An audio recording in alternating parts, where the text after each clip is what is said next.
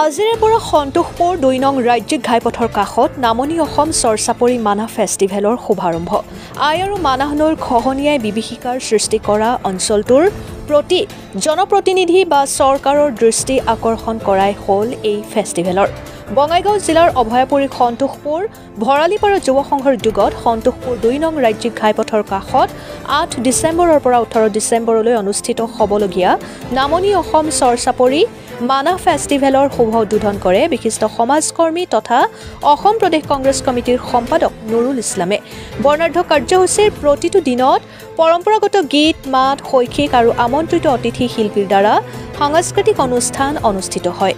তদুপলক্ষে কালি সন্ধিয়া ফেষ্টিভেল উদযাপন সমিতিৰ সভাপতি আসিম উদ্দিনৰ সভাপতিত্বত অনুষ্ঠিত হোৱা মুকলি সভাত মুখ্য অতিথি হিচাপে উপস্থিত থাকে অসম প্ৰদেশ কংগ্ৰেছ কমিটিৰ সম্পাদক নুৰুল ইছলাম, আমচুৰ উত্তৰ শালমাৰা জিলা সমিতিৰ সম্পাদক খুৰছিদ আলম, কেন্দ্ৰীয় সাংগঠনিক সম্পাদক জাহাংগীৰ আলম, অভিযন্তা নুৰুল হাছান, টিপু চুলতান, সমাজকৰ্মী আব্দুল আল আমিন, মহেশ উদ্দিন মণ্ডল আদি উপস্থিত থাকি সাৰুৱা ভাষণ প্ৰদান কৰে।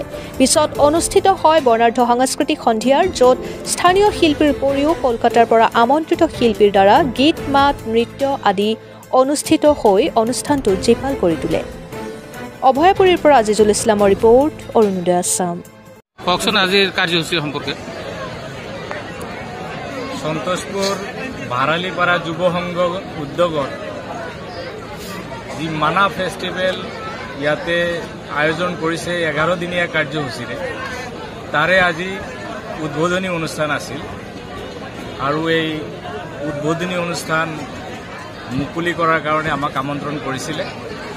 যুৱ সংঘই মহৎ উদ্দেশ্য লৈ আগবাঢ়িছে। তেওঁলোকে বিভিন্ন ৰাজনৈতিক দলৰ নেতাসকলৰ দৃষ্টি আকৰ্ষণ কৰাৰ কাৰণে ইয়ালৈ মাতিছে, যাতে তেওঁলোকে আহি চাব পাৰে আই আৰু মানাহ নদীৰ যি এক ভয়ানক ৰূপ, সেই ৰূপে মানুহক কেনেকৈ নৰক যন্ত্ৰণা দিছে সেইটো দেখুৱাবলৈ যুৱ সংঘৰ যি এই অনুষ্ঠান তাক শলাগ লৈছে। ইতিমধ্যে উল্লেখ কৰিছে যে যদি আপুনি বিধায়ক বা যদি আপুনি প্ৰতিনিধি হ'ব পাৰে তেন্তে আপোনাৰ ওচৰত আহ্বান কৰিছে যে আপুনি যাতে নদী বান্ধটো কৰি দিয়ে। তো এই ক্ষেত্ৰত আপুনি কি ক'ব? সেইটো পিছৰ কথা, সেইটো অদূৰ ভৱিষ্যতৰ কথা, সেইটো প্ৰশ্ন ইয়ালৈ নাহে। বৰ্তমান যিসকল প্ৰতিনিধি আছে তেওঁলোকৰ দৃষ্টি আকৰ্ষণ কৰাই হ'ল মূল উদ্দেশ্য। যিহেতু তেওঁলোক আজি পদত আছে আৰু তেওঁলোকে কৰিবলগীয়া কামখিনিয়ে আমি দৃষ্টি আকৰ্ষণ কৰিবলৈ চেষ্টা কৰিম যে তেওঁলোকে যেন ইয়াৰ এক সমাধান যেন পাৰ্মানেণ্ট সমাধান যেন দিয়ে, তাৰ কাৰণে আমি সদায় চেষ্টা কৰিম।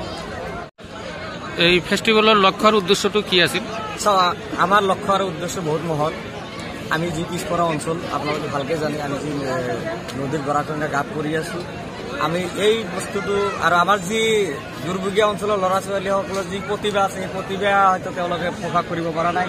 আমি সেয়াও চেষ্টা হাতত ৰাখিছোঁ আৰু বিশেষকৈ আমি ইয়াতে নেতা মন্ত্ৰীৰ লগত যোগাযোগ কৰাৰ কাৰণে আমি এটা প্লেটফৰ্ম বনাইছোঁ, যাতে ইয়াৰ পৰা আমি যুৱ সংঘ এটা গোট হৈ পেলাই আমি তেওঁলোকক আহ্বান জনাব পাৰোঁ বা জিলা অধিকাৰীক আহ্বান জনাব পাৰোঁ যে আমাৰ যি দুৰ্ভোগে আমি ভুগি আছোঁ, আমাৰ নদীৰ যি সমস্যা, হয়তো আজি য'ত আমি ইয়াতে অনুষ্ঠান আয়োজন কৰিছোঁ 11 দিনীয়া বৰ্ণাঢ্য কাৰ্যসূচী যি আমি মানাহ ফেষ্টিভেল আয়োজন কৰিছোঁ, হয়তো অহা বছৰ আমি ইয়াতে আমাৰ ঠাইখিনি নাপাম, নদীৰ বুকুত যাব। গতিকে আমি এইখন মঞ্চৰ পৰাই আমি আমাৰ জিলা অধিকাৰীৰ পৰা আৰম্ভ কৰি আমি মন্ত্ৰী বিধায়কসকলক অনুৰোধ জনাইছোঁ তেওঁলোকে যাতে আমাৰ এই গৰাখহনীয়া সমস্যাটো সমাধান কৰি দিয়ে। এই উদ্দেশ্য আমি আগত ৰাখি আমি এই মানাহ নদীৰ নাম দি পেলাই মানাহ ফেষ্টিভেল আয়োজন কৰিছোঁ।